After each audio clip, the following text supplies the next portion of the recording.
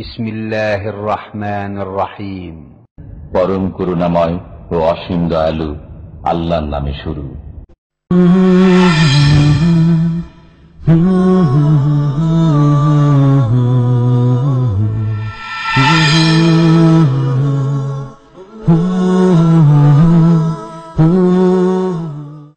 ومن أحسن قولا ممن دعا إلى الله وعمل صالحا وقال إنني من المسلمين.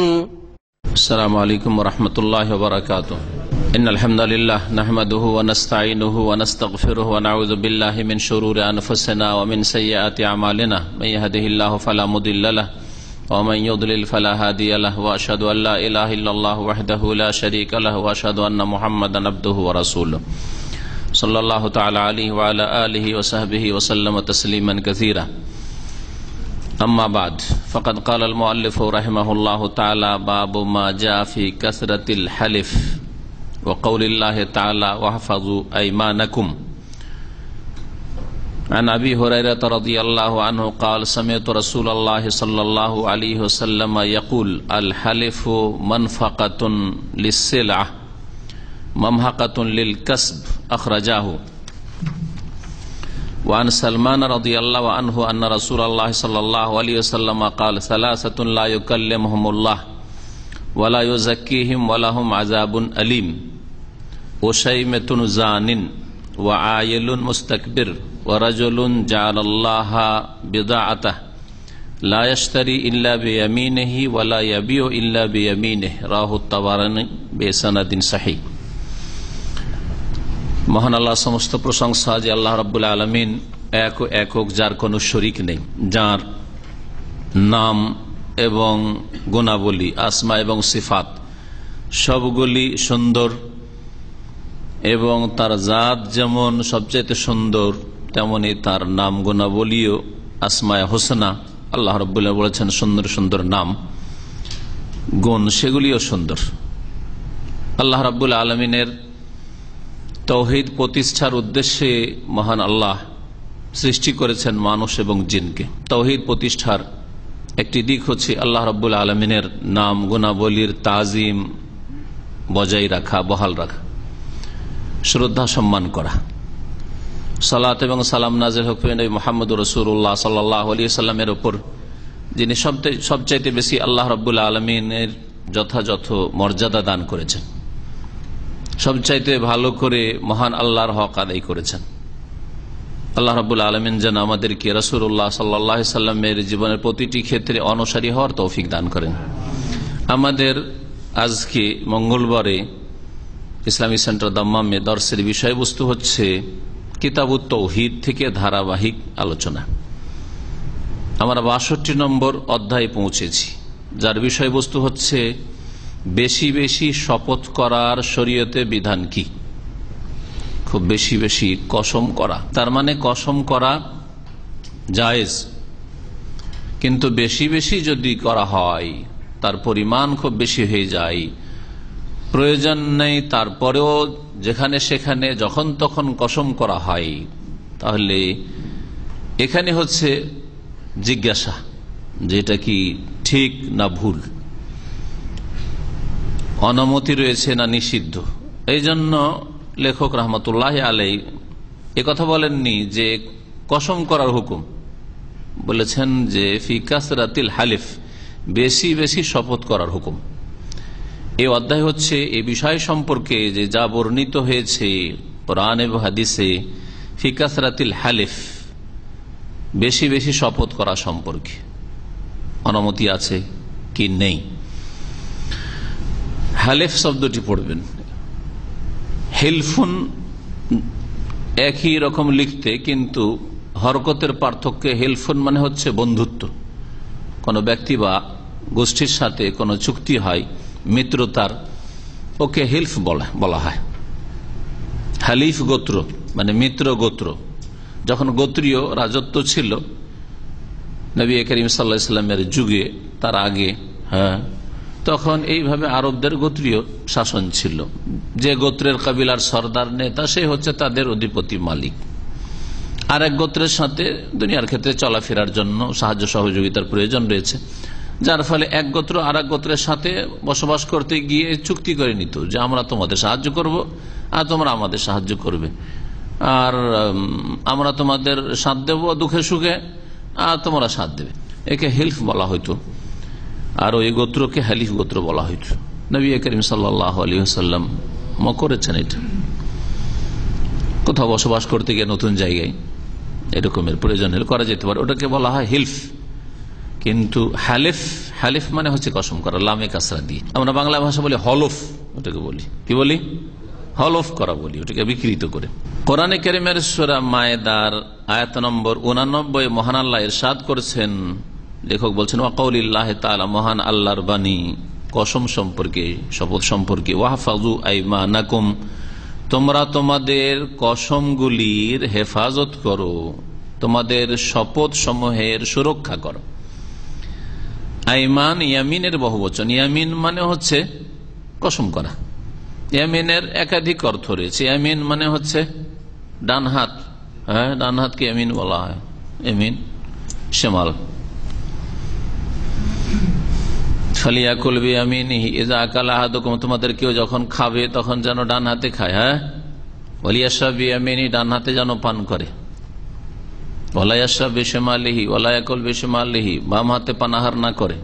তাহলে ইয়ামিন আর শিমাল। আর দিককে বলা হয়, ডান দিককে ইয়ামিন বলা হয়, ইয়ামিন ইয়াসার। হ্যাঁ, কোন আরবির গাড়িতে যাচ্ছেন আর ওকে আপনি দিক নির্দেশ দিচ্ছেন, আপনার গন্তব্যস্থানে যাবেন, তো কি বলবেন, রাইট লেফট, ইয়ামিন ইয়াসার, ইয়ামিন ইয়াসার। শিমালকে ইয়াসারও বলা হয়, ইয়াসার মানে বাম দিক। আর ইয়ামিন মানে কসম, শপথ হয়। এখানে কোরআনে কারীমে ইয়ামিন শপথের অর্থে রয়েছে। ওয়াহফাজু আইমানাকুম, তোমরা তোমাদের কসমগুলির সুরক্ষা করো, হেফাজত করো। আল্লাহ রাব্বুল আলামিন কসমের হেফাজত করতে বলেছেন। কসমের হেফাজতটা কেমন ভাবে হবে? কোরআনে কারীমের কথা কত সংক্ষেপে। আপনি কসমের হেফাজতটা কিভাবে করবেন? যদি আপনার আমার উপর ছেড়ে দেওয়া হয় তাহলে হতভম্ব হয়ে যাবো যে আসলে তো কেমন করে হেফাজত করবো। দেখি আপনাদের চিন্তার উপরে ছেড়ে দিয়ে একটু চিন্তার জগতে একটু দৌড় দেন দেখি। কসমের আল্লাহ হেফাজত করতে পারে, কেমন করে হেফাজত করবেন বলেন? কসম করলে কসমটা পুরো কর, ভঙ্গ করিও না, এটা একটা অর্থ। মাশাআল্লাহ, ঠিক আছে। কসম করে এক আল্লাহর নামে করো, দুটো হইল, পৃথক হইল কি? বেশি বেশি কসম না করা, বেশি বেশি কসম না করা, নিষ্প্রয়োজন যদি হয়, প্রয়োজন নেই তাহলে বেশি বেশি কসম করবে না। এই না যে কসম করবেই না, বেশি বেশি কসম না করা, বিনা প্রয়োজনে কসম না করা। জি হ্যাঁ, এটাও একটা হেফাজত। তাহলে তিনটা হইল। বৈধ কসম পূর্ণ করা, অবৈধ কসম পুরা না করা ও ভঙ্গ করা, বরং ভঙ্গ করা জরুরি। অবৈধ কসম হইল, অবৈধ কাজে যেন শপথ করেছেন, হারাম, সে শিরকি কাজ হোক, বিদাতি কাজ। আল্লাহ যদি আমার মনের আশা পূরণ করে তো মাজার একটা চাদর চড়াবো, করা যাবে? মিলাদ করবো বাড়ি গিয়ে, করা যাবে? হারাম কাজ।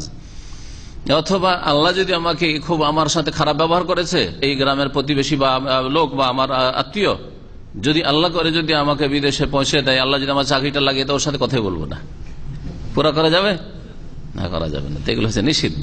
আর একটা দিক বাকি আছে, মাশাআল্লাহ আপনারা মোটামুটি বলেই ফেলেছেন যে কসমের হেফাজত কি করে করতে হবে। একটা দিক শুধু বাকি আছে, পুরা না করলে, পুরা করতে পারলেন না, হারাম কাজে নাজায়েজ কাজে করেছিলেন, অথবা সেই কসমটা এখন পুরা করা সম্ভব হচ্ছে না, হয়তো বৈধ কাজে কসম করেছিলেন, কোন একটা জিনিস হালাল জিনিস খাবো না বলেছেন, হালাল জিনিস খাওয়া জরুরিও না, এই জন্য এই কসম যে ভাঙতে হবে জরুরি নয়, কিন্তু কোন সময় খেতে বাধ্য হলেন, চা খাবোই না, দুধ চা খাবোই না, ধরেন চা খাওয়া জরুরি, যেমন জরুরি সুন্নাত মুস্তাহাবও না তেমন হারামও না, তাই না? আমি কোনোদিন সমুদ্রের বিচে যাবই না, আমি যাবই না কোথাও, পার্কে কোথাও ঘুরতে যাবো না, চলে যেতে হইলো, কি করতে হবে? কসম ভাঙতে হবে, কসমের কাফারা দাও, কসমের হেফাজত করা। তাহলে আপনারা মোটামুটি কয়টি কথা বললেন? কসমের হেফাজত, এটাকে আমি বলছি ওলামাদের ভাষায় বলছি, আপনারা একটু বিক্ষিপ্ত হয়ে বললেন। ওলামারা বলছেন, শেখ হুসাইন রহমতুল্লাহ আলাই যে কিতাব তাওহীদের শারহ, তাতে বলছেন ওয়াহফাজু আইমানাকুম, তোমরা তোমাদের শপথগুলির হেফাজত করো, সুরক্ষা করো। এটা শুরুতে হেফাজত করো, মাঝখানে হেফাজত করো, শেষখানে হেফাজত করো। এই তিনটি কথা মনে রাখবেন, তাহলে বুঝতে সুবিধা হবে। শুরুতে কিসের হেফাজত করো? যেমন বললেন আপনি শুরুতে হেফাজত করো, তার মানে কসম করার প্রয়োজন না হলে কসম শুরুই করিও না। শুরুতে কসম থেকে নিজেকে বাঁচিয়ে রাখো, প্রয়োজন নেই কসম করলাম। শুরুতে কসমের হেফাজত করো, মাঝখানে কসমের হেফাজত করো। কসম আপনার হয়ে গেছে, কন্টিনিউ এখন চলছে, এর মাঝখানে আছেন আপনি, কসম যদি পুরা করা সম্ভব হয় তাহলে পুরা করো, ভঙ্গ করিও না। তাহলে ভঙ্গ করিও না, কসম যদি পুরা করা সম্ভব হয় তাহলে ভঙ্গ করিও না, পুরা করা সম্ভব হলে ভঙ্গ করিও না, কসমটা চালিয়ে যাও। যেমন আপনি কসম করেছেন যে কোনোদিনও কাফের দেশে আমি যাব না চাকরি করার জন্য, খেয়ে থাকে আর না খেয়ে থেকে নিজের দেশে থাকবো, না হলে মুসলিম দেশে যাবো। ভালো চান্স পেয়ে গেছেন কাফের দেশে, একটা ভালো চাকরির বেতনের, তো যেতেই হবে না। আমি কসম করেছি, আবার কসম ঠিক রাখবো, অসুবিধা আছে কিছু? তাহলে কসমটাকে ঠিক রাখা, বহাল রাখা। কসমের শেষখানেও হেফাজত করো, অর্থাৎ কসমের শেষ মুহূর্তেও কসমের হেফাজত করো। শেষখানে কসম যদি ভাঙতেই হয় তাহলে কসমের কাফারা দিবেন। ভবিষ্যতের ওপর যে কসম করা হয় তার কাফারা রয়েছে। তাহলে কসম 3 প্রকারের, কিন্তু কসম 3 প্রকারের। একটা ভবিষ্যতের বললাম, তার মানে অতীতের কিছু কসম আছে। হ্যাঁ, ভবিষ্যতের কসম আর উদ্দেশ্য করে সংকল্প করে যদি কসম করা হয় আর সেই কসম ভঙ্গ করেন তাহলে সেখানে কাফারা আছে। তাহলে কসম কত প্রকার? কোরআনে কারীমে আল্লাহ পাক রব্বুল সূরা মায়েদাতে যে আয়াতের ছোট্ট অংশটুকু এখানে উল্লেখ করা, শেষ অংশ বলা আছে, লা ইউআখিযুকুমুল্লাহু বিল্লাগওয়ি ফি আইমানিকুম, তোমাদের অনর্থক ওয়াসার কথমে, ফালতু কসমে, লাগো ওয়াসার কসমে আল্লাহ তোমাদের পাকড়াও করবেন না, ধরবেন না। তাহলে একটা কসমের কথা তো আল্লাহ উল্লেখ করে দিলেন, লা ইউআখিযুকুমুল্লাহু বিল্লাগওয়ি ফি আইমানিকুম, তোমাদের লাগো অনর্থক ওয়াসার কসম, ফালতু কসমে আল্লাহ তোমাদের ধরবেন না। ওয়ালাকিন ইউআখিযুকুম বিমা আক্কাদতুমুল আইমান, তবে তোমাদেরকে আল্লাহ অবশ্যই ধরবেন এমন কসমে যেই ক্ষেত্রে তোমরা কসমকে শক্ত করেছো, অকাট্য করেছো। একটা অকাট্য কসম, ওখান থেকে যখন আক্কাদা শব্দ আল্লাহ ব্যবহার করেছেন তাহলে ওই কসমের নাম হচ্ছে কাসামে মুন আকাদা, যেই কসম শক্ত কসম, অকাট্য কসম, কাসামে মুন আকাদা আরবিতে।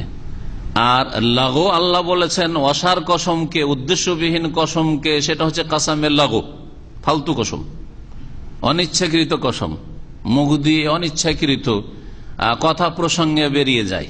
হ্যাঁ, এক ধরনের আরবদের বাকভঙ্গিমা, কথার সাথে কসম চলে আসে। আপনি জিজ্ঞেস করছেন যে আমি তোমাকে একটা রাস্তা বলে দাও তো, একটা বলো তো, ওল্লাহে মাদ্রি, যখন তখন ওল্লাহে, হ্যাঁ তুই খাবে ওল্লাহে, ওল্লাহে যেখানে সেখানে ওল্লাহে। তো এইরকম অনিচ্ছাকৃত কসমকে কাসামে লাগু, ফালতু কসম, অনার্থক অসার কসম। লা ওয়াল্লাহে বা লা ওয়াল্লাহে 1400 বছর আগে তখন মুসলিম অমুসলিমরা এই ধরনের আরবরা কসম করত, অসার কসম। একটা কসম আর বাকি থাকলো যার কথা কোরআনে কারীমে আল্লাহ রাব্বুল আলামিন উল্লেখ করেনি, কিন্তু নবী করিম সাল্লাল্লাহু আলাইহি ওয়াসাল্লাম হাদিসে রয়েছে। এক শ্রেণীর কসমকারী আছে যাদের সম্পর্কে আছে যে তারা জাহান্নামে যাবে। ইয়ামিনে মাশাআল্লাহ, এমন কসম করা, গামাসা এক মাস মানে ডুবিয়ে দেয়, যে কসম জাহান্নামে ডুবিয়ে দেবে, যে কসম জাহান্নামে ডুবিয়ে দেবে। এই জন্য এটা হচ্ছে মিথ্যা কসম করা, অতীতের উপর মিথ্যা কসম। আপনি কোন একটা অন্যায় কাজ করেছেন আর বলছেন যে আল্লাহর কসম এই কাজ করিনি আমি, যে কোনো কাজ হোক না কেন, কারো জমি বেমানি করেছেন, আমি কিছু বেমানি করিনি আমি। আপনি সীমানা, জমির সীমানা আইল চেপেছেন আর বলছেন আল্লাহর কসম আমি করিনি। আপনার হুকুমে করেছে আপনার ছেলে, বলছে আল্লাহর কসম করে বলছে আমি জানি না, মিথ্যা কসম, কাবিরা গুনাহ, জাহান্নামে নিয়ে যাবে বিনা তবে মারা গেলে। আর এইরকম কেউ চুরি করে বলে যে আল্লাহর কসম আমি চুরি করিনি। তো এইরকম মিথ্যা যতগুলি কসম আছে অতীতে, কিন্তু এগুলো কিন্তু মিথ্যা কসম, জাহান্নামে যাওয়ার কারণ কাবিরা গুনাহ, কিন্তু এতে কাফারা নেই। অনার্থক অসার কসম উদ্দেশ্যবিহীন জবানে চলে এসছে, আরবদের দেখা দেখি ওই রকমই চলে আসে, আল্লাহর কসম বলে দিচ্ছি, কিন্তু আসলে ওটা উদ্দেশ্য নেই আমার কসম করার, উদ্দেশ্য সংকল্প করে কসম করেননি আপনি, ভবিষ্যতে সম্পর্কে বলেছেন। তো এতে কোনো কাফারাও নেই, গুনাহ নেই, তবে বেশি বেশি করা ঠিক নাই। এটা আর একটা কসম হচ্ছে যেটা ভবিষ্যতের কোনো কাজ করা না করার বিষয়ে কসম করা সংকল্পের সাথে। এই কসম করলে কসমকে বহাল রাখতে হবে, যদি জায়েজ হয় বহাল রাখার মতো হয়। আর যদি দেখা যায় যে এই কসমকে আমি বহাল রাখতে পারছি না, অব্যাহত রাখতে পারছি না, তাহলে কসম ভেঙে দিয়ে তার কি করতে হবে? কাফারা দিতে হবে। তাহলে একটা কসমে শুধু কাফারা আছে। কসমের মাসলা জানলেন। আসল বিষয়ে আসি। আমাদের আসল বিষয় হচ্ছে বেশি বেশি কসম করা শরীয়তে ঠিক নয়, নিষেধ আছে। এই মর্মে এই আয়াতের অংশটুকু ছিল আজকের দর্শে। তারপরে 4টি হাদিস রয়েছে, হাদিসগুলো শোনাই। আন আবি হুরায়রা রাদিয়াল্লাহু আনহু قال سمعت رسول الله صلى الله عليه وسلم يقول, আবু হুরায়রা রাদিয়াল্লাহু তাআলা আনহু থেকে বর্ণিত, তিনি বলছেন যে আমি রাসূলুল্লাহ সাল্লাল্লাহু আলাইহি ওয়াসাল্লামকে বলতে শুনেছি। তিনি বলছেন আল হালিফু মানফাকাতুন লিসসিলআতি, কসম করা মানুষের দ্রব্যকে বা সামানকে, মালপত্রকে, সেলআ যে কোনো মালপত্র, সে খাদ্যদ্রব্য হইতে পারে, অন্য কোনো সামান। তো এই জন্য বলা হবে কোন কি বলবেন, মাল সামান যেগুলো ক্রয় বিক্রয় বস্তু, মাল সামানের কি করে মানফাকাতুন, মানফাকার অর্থ হচ্ছে নাফাকা মানে হচ্ছে বেশি বিক্রি হওয়া, বেশি বিক্রি হওয়া। আর মানফাকা মানে হচ্ছে তাহলে যখন মিমে জবর দিয়ে ফাতা দিয়ে আসবে সেটা তখন বেশি বিক্রি হওয়ার, বেশি সেল হওয়ার উপায়ের অর্থে আসবে।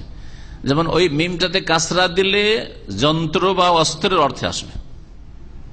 তারাকা এতরক মানে নক করা, আর ওইটাকে মিতরাকাতুন করেন। মিতরাকা মানে হচ্ছে হাতুড়ি, যে হাতুড়ি এটাকে বলা হয় মিতরাকা বলা হয়। এইরকমই দারাবা ইয়াদরেব মানে মারা, আর ওটাকে যদি মিদরেব বলেন তাহলে ওর মানে হবে মারার অস্ত্র, লাঠি হোক আবার অন্য কিছু হোক, মারার যন্ত্র। আর যখন মাফআলাতুন ওজনে হবে তখন আরবি যারা ভাষাবিদ তারা বলেছে সেটা উপায়ের অর্থ হবে। তো নাফাকা মানে বললাম যে কোনো জিনিসকে বেশি চালু করা, বাজারজাত করা, বেশি বেশি বিক্রি হওয়া, সেল হওয়া। আর সেলা মানে হচ্ছে সামান। তো মাল সামান কি করে মানফাকাতুন, বেশি পরিমাণে বিক্রয়ের কারণ হয়ে থাকে। একজন মুসলিম সে যদি বেশি বেশি আল্লাহর কসম করে আর সে হচ্ছে ব্যবসায়ী, তাহলে কাস্টমার ধোকা খাবে না? খাবে না। বলছে আল্লাহর কসম করে যখন বলছে তো জিনিসটা ভালোই আছে, আল্লাহর কসম করে বলছে তো লোকটা লাভ নেই, আমাকে ঠকছে না। আল্লাহর কসম করে যখন বলছে তো এটা যেই দেশের বলছে, যেখানকার প্রোডাকশন বলছে সেখানকার জাপানি আছে মনে হয়, হ্যাঁ এটা ভালো জিনিসই আছে, ইত্যাদি ইত্যাদি। যে কোনো ক্ষেত্রে কসম করলে এটা আস্থা জন্মাবে। তাহলে আস্থা জন্মেলেই কি বাড়বে? কাস্টমার বাড়বে, হ্যাঁ খরিদ বেশি হবে, বিক্রি হবে। তো এতে কি হয়, মাল সামান বেশি বাজারে বিক্রয় তো হয়, কিন্তু যেই টাকাটা তার বিনিময়ে ইনকাম হয়ে আসে মামহাকাতুল লিল কাসব, রুজি উপার্জনের বরকতকে নিশ্চিহ্ন করার উপায়। মাহাকা ইয়ামহাকু মানে নিশ্চিহ্ন করা, আর মামহাকাতুন মানে নিশ্চিহ্ন করার উপায়। তাহলে যদি বেশি বেশি কসম করে মানুষকে ধোকা দিয়ে বেশি মাল সামান বিক্রি করা যায়, যে কোনো জিনিসই হোক না কেন, তাতে যে টাকা পয়সা উপার্জন হয়ে আসে সেটা হচ্ছে কি বরকতহীন, বরকত তার নিশ্চিহ্ন হয়ে যায়। ইয়ামহাকুল্লাহুর রিবা, এই মাহাক শব্দটি সুদের ক্ষেত্রে আল্লাহ কোরআনে কারীমে বর্ণনা করেছেন। আল্লাহ সুদকে নিশ্চিহ্ন করে দেন। সুদ খেয়ে টাকা পয়সা আয় উপার্জন করে কখনো কেউ দীর্ঘদিন ভোগ করতে পারে না, কিছু সময় হয়তো, কিন্তু তার কুপ্রভাব এত বেশি যে নিজের জীবনে অনেক কষ্ট পাবে। আর যদি আল্লাহ যদি তাকে কিছুটা ছাড় দিয়ে দেন, তার ছেলে মেয়েরা তার কারণে কষ্ট পাবে এবং এই হারামে কোনদিন বড়। এই নয় যে শুধু টাকা পয়সাটাই চলে গেল, এর কারণে বিভিন্ন রকম বালা মুসিবত তৈরি হবে, রোগ ব্যাধি। কারণ আল্লাহর যুদ্ধের ঘোষণা রয়েছে, রাসূলুল্লাহ সাল্লাল্লাহু আলাইহি ওয়াসাল্লামের যুদ্ধের ঘোষণা সুদখোর সম্পর্কে। এই জন্য হারাম উপায়ে উপার্জন করে, ওটা তো সুদ সম্পর্কে কোরআনের আয়াত। আর এখানে হারাম ব্যবসায় করছেন আপনি, কিন্তু মিথ্যার আশ্রয় নিয়ে ব্যবসা করছেন। কসমের আশ্রয় নিয়ে যদি বেশি বেশি সেল করেন, তাতে যদি বরকত নিশ্চিন্ন হয়ে যায়, তাহলে আপনি যদি প্রোডাকশন আসছে এক দেশ থেকে আর মেডিয়ান আর একটা লিখছেন অমুক দেশের, অথবা এক্সপায়ার হয়ে যাচ্ছে আবার সেটা আপডেট করছেন, এইরকম মেলা ধোঁকাবাজি হচ্ছে। আজকাল বাজারে ধোঁকাবাজি ছাড়া হালাল রুজি অল্প কিছু ব্যবসায়ীদের রয়েছে। এই জন্য যারা ব্যবসায়ী অধিকাংশ লোক কিয়ামতের দিনে গুনাহগার হয়ে উঠবে, ইল্লা মান বাররা ওয়া সাদাক, তবে যারা নেক লোক, সৎ লোক এবং সত্য কথা বলেছে, কারো পোষাইলে নেবে, না হলে না নেবে। আখরাজাহু, এই হাদিস ইমাম বুখারী এবং ইমাম মুসলিম রাহমাতুল্লাহি আলাইহি বর্ণনা করেছেন। আচ্ছা, এই যে বেশি বেশি হলফ করার বিষয়টিকে কিতাবুত তাওহীদে কেন নিয়ে আসা হয়েছে? তাওহীদের সাথে হলফের শপথের কি সম্পর্ক, আর বেশি বেশি হলফ শপথের কি সম্পর্ক? এ সম্পর্কে ভাষ্যকারগণ বলেছেন যে কসম আল্লাহরই করতে হবে, আল্লাহ ছাড়া অন্যের কসম করা হারাম, শিরক। মান হালাফা বিগাইরিহি ফাকাদ আশরাকা। আল্লাহর কসম করলে আল্লাহর জাত সত্তার কসম করবেন, না আল্লাহর নামের কসম করবেন, আল্লাহর গুণের কসম করবেন, ঠিক কিনা? তো আল্লাহ রাব্বুল আলামিনের জাত সিফাত সত্তার যখন কসম করলেন, আর সেই কসমটা যদি মিথ্যা হয়, তাহলে আল্লাহ রাব্বুল আলামিন জাত সিফাতকে আপনি শ্রদ্ধা সম্মান করলেন, মর্যাদা যেমন দাও আপনার ফরজ ছিল তা দিলেন না।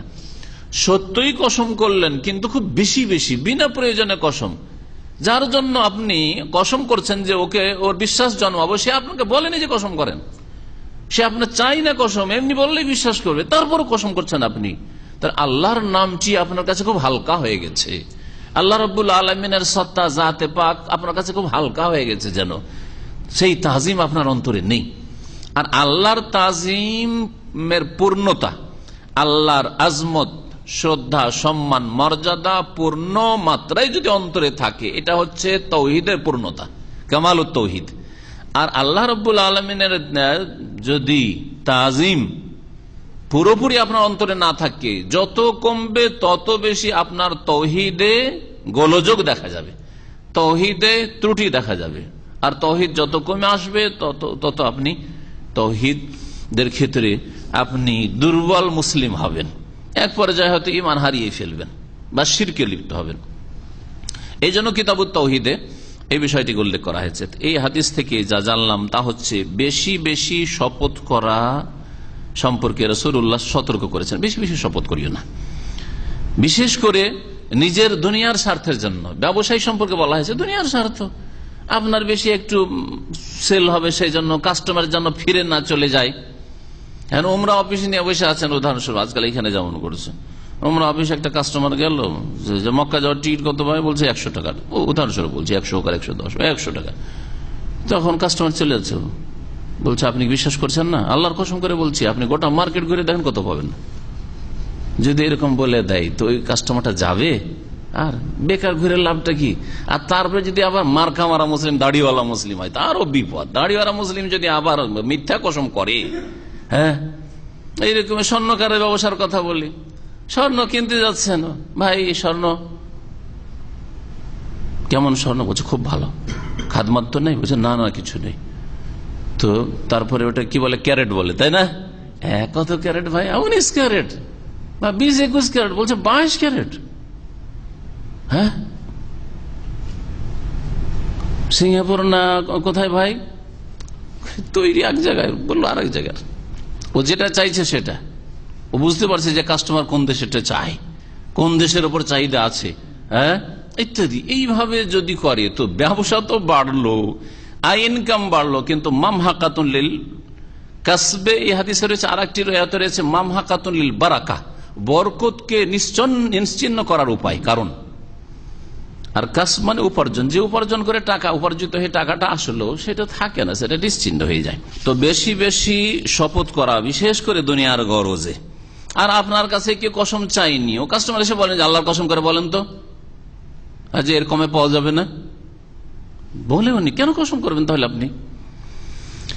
বলছে লিআন্না যালিকা ইমতিহানুল ইসমিল্লাহ তাআলা, মহান আল্লাহর নামের এখানে অবমাননা রয়েছে, তাওহীন, আপনি অবমাননা করছেন। ওয়া ইয়ানকুসুত তাওহীদ, তাতে তাওহীদ কমে যায়।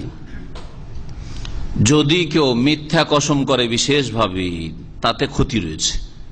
মিথ্যা কসমে ক্ষতি রয়েছে, দুনিয়ার ক্ষতি রয়েছে, আখিরাতের ক্ষতি, জাহান্নামে যেতে হবে। আর যদি সত্য কসমই করে আর বেশি বেশি কসম করে, সত্য কসমই হয়তো, কিন্তু বেশি বেশি আসলে এটাই রেট রয়েছে, আসলে তা যেটা বলছে সেটাই রয়েছে, কিন্তু বেশি বেশি কসম কেন কসম করছেন? আপনাকে বলেছে কসম করেন, তারপরে কেন কসম করবেন? এটাও ঠিক নয়। কিন্তু আন্নাল কাসবাল হারাম ওয়াইন কাসুরাত কামিয়াতুহু, আরো এই হাদিস থেকে জানতে পারলাম যে হারাম উপার্জনের পরিমাণ যতই বেশি হয়ে যাক না কেন, ফাইন্নাহু মানজুল বারাকা, তার থেকে বরকত ছিনিয়ে নেওয়া হয়, লা খাইরা ফিহি, তাতে কোনো কল্যাণ নেই, ভোগ করতে পাবেন না। আর এক জিনিস দেখা গেছে, যারা হারাম খায়, সে হারাম ব্যবসার মাধ্যমে হোক আর যে কোনো হারাম উপায় হোক, হারাম খায়, হারাম জীবন যাপন করে, তাদের ছেলে মেয়েরা সৎ হয় না। টাকা পয়সা অনেক রেখে গেলেন, কিন্তু ছেলে মেয়ে একটাও নামাজি হলো না। নামাজি যখন হলো না, তো এমনি তো বাপ মা এরা একদিন মারা যাবে, বাপ মা কি দোয়া করবে এইসব?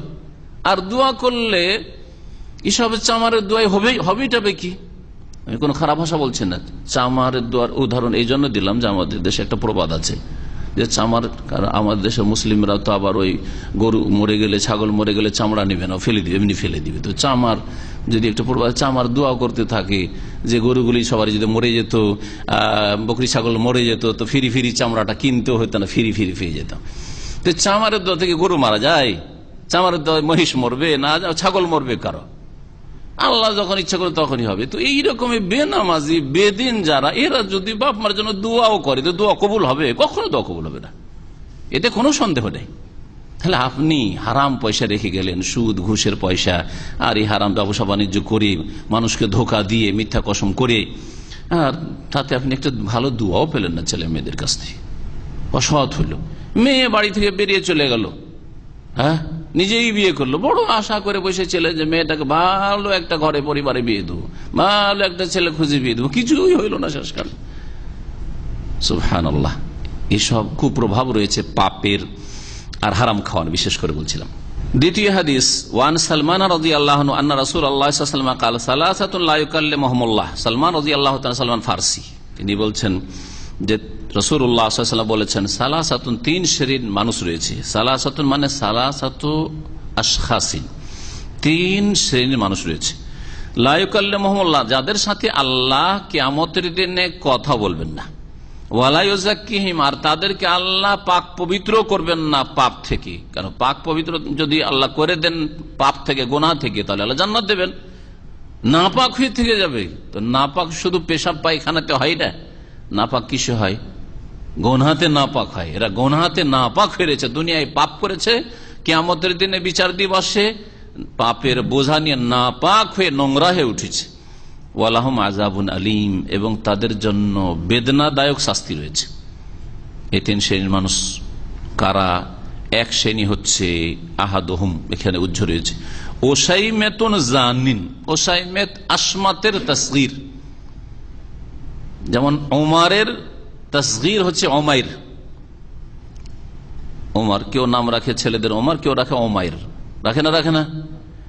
কেউ আব্দুল্লাহ রাখছেন, কেউ ওবাইদুল্লাহ, আবদ আর ওবাইদ, হ্যাঁ, সগীর সোগাইর। ওই রকমই আসমাত, আসমাত বলা হয় চুল পাকা লোক, চুল পাকা পুরুষকে আসমাত বলা হয়, আর মহিলা চুল পাকা যদি হয় তো সামতা বলা হয়। তাহলে চুল পাকা মানুষ, দাড়ি চুল পাকতে লেগেছে, কিন্তু জানিন, লুচ্চা, জেনাকারী। তো এইরকম লোকের সাথে আল্লাহ কিয়ামতের দিন কথাও বলবেন না, যদিও নামাজি হয়, কথাও বলবেন না, পাকও করবেন না এই গুনাহ থেকে, এবং কঠোর শাস্তি তাদের জাহান্নাম রয়েছে, আল্লাহ মাফ করবেন না। জেনা সবসময় হারাম না? যুবকের জন্য জায়েজ, হ্যাঁ, বিয়ে করতে পারেনি সেজন্য জায়েজ? কখনো জায়েজ নাই। কিন্তু এই শাস্তিটা শুধু বৃদ্ধ জেনাকারীর জন্য, বৃদ্ধ চরিত্রহীন ব্যভিচারকারীর জন্য কেন বলেন? ছেলে মেয়ের মা বয়স 30, 40, 50 হয়ে গেছে, আর তারপরেও জেনায় লিপ্ত, সে পুরুষ হোক আর নারী হোক, সকলের ক্ষেত্রে ওই রকমই বয়স যথেষ্ট 40 পার হয়ে গেছে, এখন মেয়েদের বিয়ে দিতে হবে। যেখানে জেনা করতে যাচ্ছে ওই রকম তার মেয়ে হয়তো আছে, কালকে তার বউ আসবে, কখন তার মত হয়ে যাবে, আর সে যদি জেনা করে তাহলে বড় অপরাধী কিনা? এই হাদিস দ্বারা তাহলে আর একটা মাসলা বোঝা গেল যে ব্যক্তি বিশেষে, স্থান বিশেষে, সময় বিশেষে একই গুনহার অপরাধ কম বেশি হয়। বুঝলেন না? একজন লোক নিজের ঘরে ব্লু ফিল্ম দেখছে, আর একজন লোক মসজিদের খাদেম, হাফেজ সাহেব, মুল্লাজি, কারি সাহেব মসজিদে রেখেছে তাকে, মসজিদের পাশের রুম, আর ওখানে ফিল্ম দেখছে। দুই অপরাধে পার্থক্য নাই। একজন লোক দাম্মামে পাপ করছে, ঢাকায় পাপ করছে, আরেকজন মক্কায় মদিনায় পাপ করছে। একজন বেনামাজি দাম্মামে, আরেকজন বেনামাজি মক্কায় মদিনায়। পার্থক্য নেই অপরাধে? তাহলে কাল বিশেষ। একজন রমজান মাসে, আরে চরিত্র খারাপ হয় মানুষের, রমজান মাসেও যদি চরিত্রহীন হয় তাহলে তার অপরাধ বেশি না? তার শাস্তি বেশি না? তার গুনাহ বেশি না? অবশ্যই।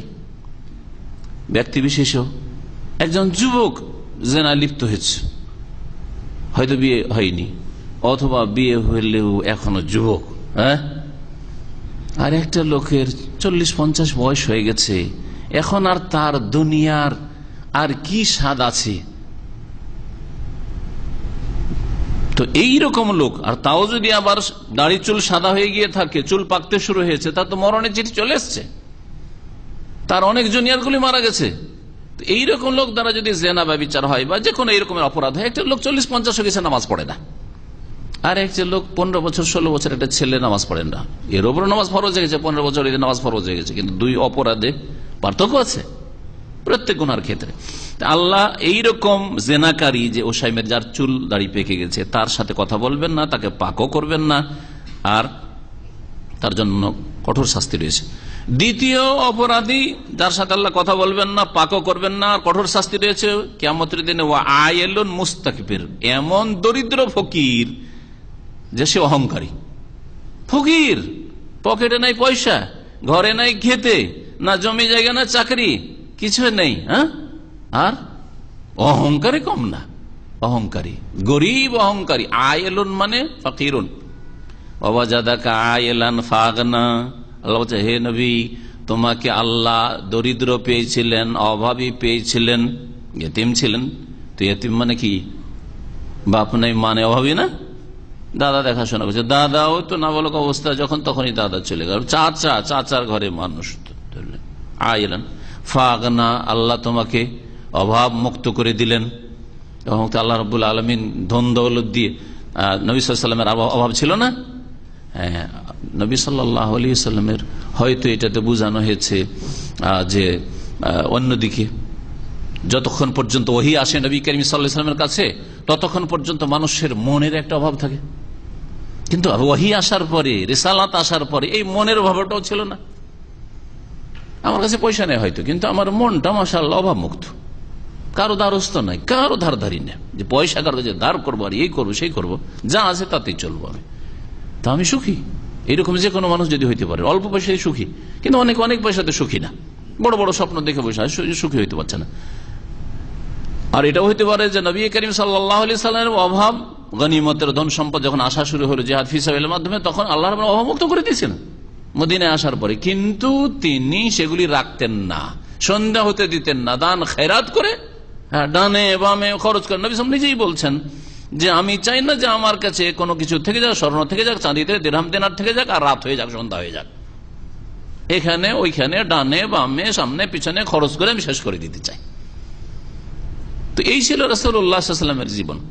অহংকার করা কাবিরা গুনাহ, ঠিক না?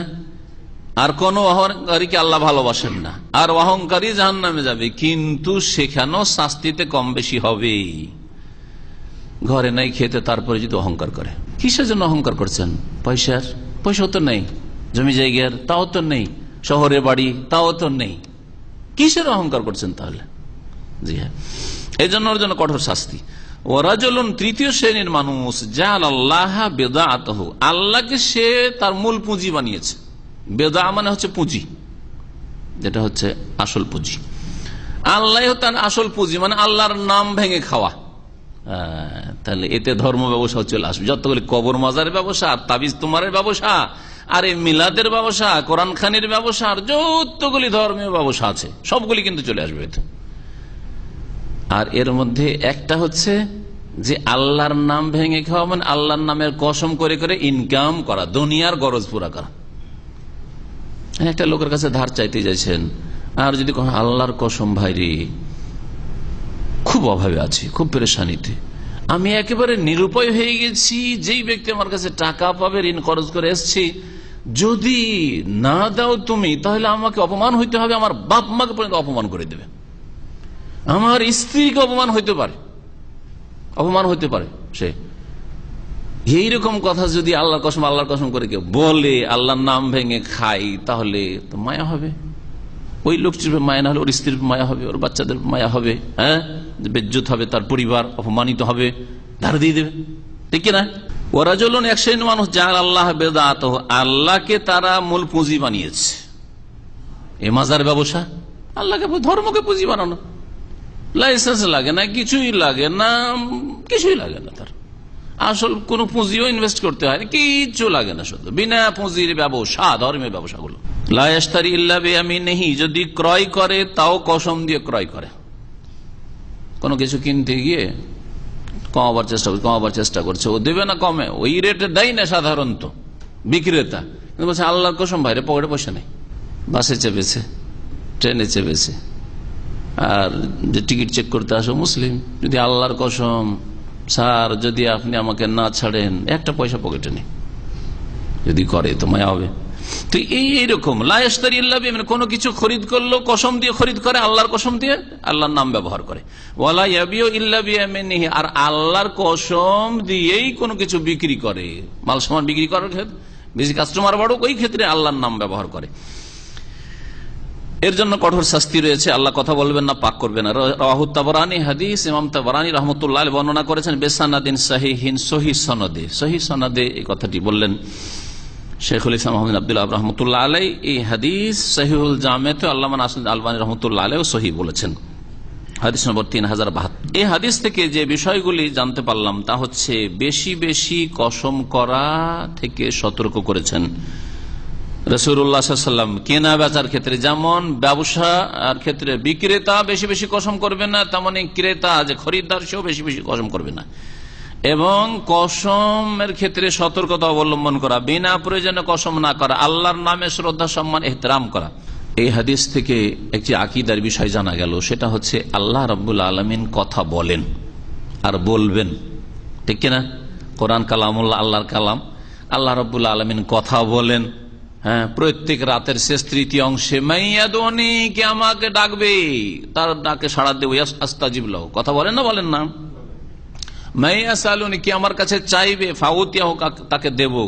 মাইয়াস্তাগফিরুনি, কে আছে যে আমার কাছে ক্ষমা চাইবে, তাকে ক্ষমা করব, আগফিরুল্লাহ। আল্লাহ কথা বলেন না, করেন না? কথা বলেছেন, বললেন এবং বলবেন, কিয়ামতের দিনও বলবেন না। আল্লাহ কথা বলেন না। গুমরাহদের আকীদা যে আল্লাহ কথা বলেন না, আল্লাহর কথা হচ্ছে আল্লাহ কথা সৃষ্টি করে, এক গুমরাহ ফিরকা। আর এক গুমরাহ ফিরকা হচ্ছে আশারী মাতুরিদি, যারা তারা বলছে আল্লাহ কথা বলেন, কিন্তু আল্লাহর কথার আওয়াজ নেই, বিদুনে সৌত, আর অক্ষর নেই। এবার কেমন কথা? এখন এইরকম ফালতু কথা, অবাস্তব কথা যদি এটা জেনারেল শিক্ষিত লোককে ইসলাম ধর্মের আকীদার নামে আশারী মাতুরিদ মতবাদ, যেটা আমাদের দেশে প্রচলিত মতবাদ আল্লাহর আসমা সিফাত সম্পর্কে যদি বলেন, তো বলে কি কোন অবাস্তব ধর্মের কথা বলছি, এসব ধর্ম তো আমি মানতে রাজি না। বলবেন না? তো নাস্তিক বাড়বে না স্কুল কলেজ ইউনিভার্সিটিতে? তো এইরকম কথা কি কোরআন হাদিসে কোথায় আছে যে আল্লাহর কথায় অক্ষর নাই, আলিফ বা তা সাও নাই, আর আওয়াজ সাউন্ডও নাই, সওতও নাই? এই কথা আবিষ্কার করার অধিকার কে দিল? এই গুমরাহর আশারী মাতুরিদিরা ইউনানি ফালসাফা, যেটাকে গ্রিক দর্শন বলা হয়, গ্রিক দর্শন ফিলোসফি থেকে এত প্রভাবিত হয়েছে যে তারা নিজের যুক্তিকে কোরআন হাদিসের দলিলের উপর প্রাধান্য দিয়েছে। সাহাবায়ে কেরাম, তাবেঈন, তাবা তাবেঈন, স্বর্ণযুগের যে আকীদা ছিল আসমা সিফাত সম্পর্কে, তার উপর প্রাধান্য দিয়েছে।